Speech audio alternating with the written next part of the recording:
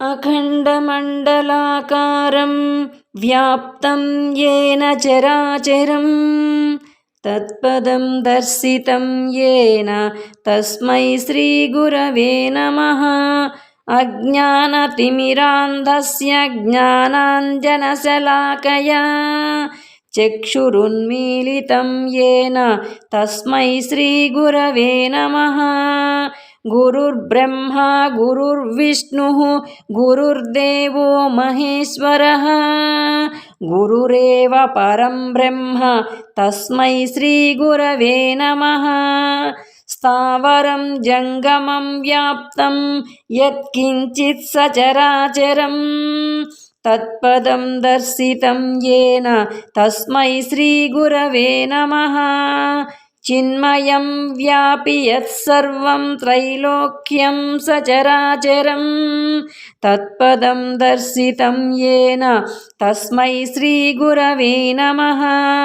सर्वश्रुतिशिरोरत्नविराजितपदाम्बुजः वेदान्ताम्बुजो सूर्यो यस्तस्मै श्रीगुरवे नमः।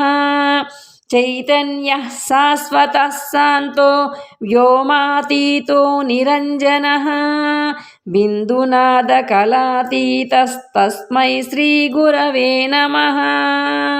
ज्ञानशक्तिसमारूढः तत्त्वमाला विभूषितः भुक्तिमुक्तिप्रदाता च तस्मै श्रीगुरवे नमः।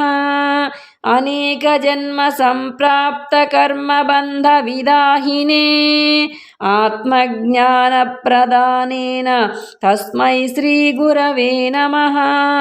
शोषणं भवसिन्धोश्च ज्ञापनं सारसम्पदः गुरोः पादोदकं सम्यक् तस्मै श्रीगुरवे नमः।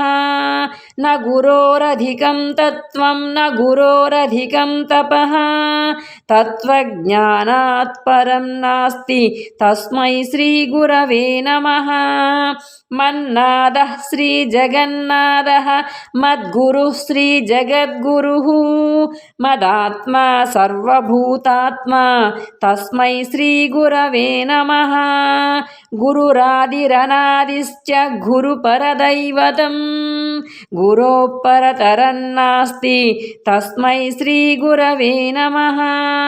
ब्रह्मानन्दं परमसुखदं केवलं ज्ञानमूर्तिं द्वन्द्वातीतं गगनसदृशं तत्त्वमस्यादिलक्ष्यम् एकं नित्यं विमलमचलं सर्वाधिसाक्षिभूतं भावातीतं त्रिगुणरहितं सद्गुरुं तं नमामि।